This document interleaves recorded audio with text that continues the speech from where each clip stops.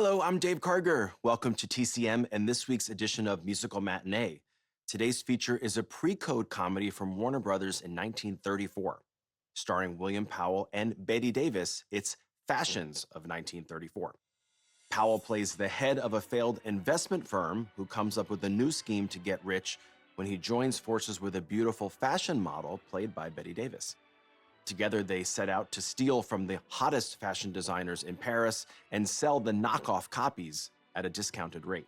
If the idea of William Powell and Bette Davis co-starring in a movie musical sounds a little bit odd, it's worth noting that Fashions of 1934 is not a traditional movie musical. There's only one big musical number, and it comes halfway into the film, and it doesn't feature William Powell or Bette Davis. That number is a 7-minute musical fantasy sequence that serves as an elaborate promotion for Powell and Davis's new fashion line, which features dresses decked out with enormous ostrich feathers. The song is titled Spin a Little Web of Dreams, and the number was choreographed by one of the most influential figures in movie musical history, Busby Berkeley. By this point in his career, Berkeley had just finished staging groundbreaking numbers in landmark musicals like 42nd Street and Gold Diggers of 1933.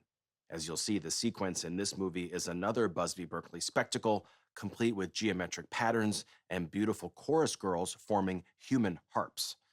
From 1934, also with Frank McHugh and Hugh Herbert, and directed by William Dieterle, this is Fashions of 1934.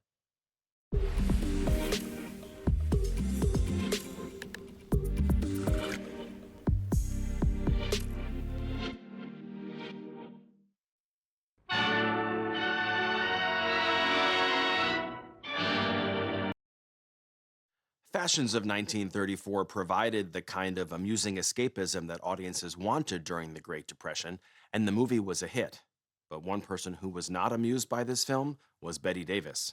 Davis had been struggling to get Warner Brothers to give her interesting dramatic roles since she arrived at the studio in 1932. She clearly had talent, but she didn't fit the image of a typical glamorous Hollywood starlet, and Warner Brothers didn't quite know what to do with her. She fought hard to get studio chief Jack Warner to loan her out to RKO to star in Of Human Bondage, but before agreeing to that, Warner cast Davis in Fashions of 1934. He also insisted on changing her look for this film to make her appear more conventionally glamorous. In one of her memoirs, Davis recalled, "I was glamorized beyond recognition. I was made to wear a platinum wig, to say nothing of the false lashes and huge mouth and the slinky clothes. That kind of thing was for Harlow and Crawford, never for me."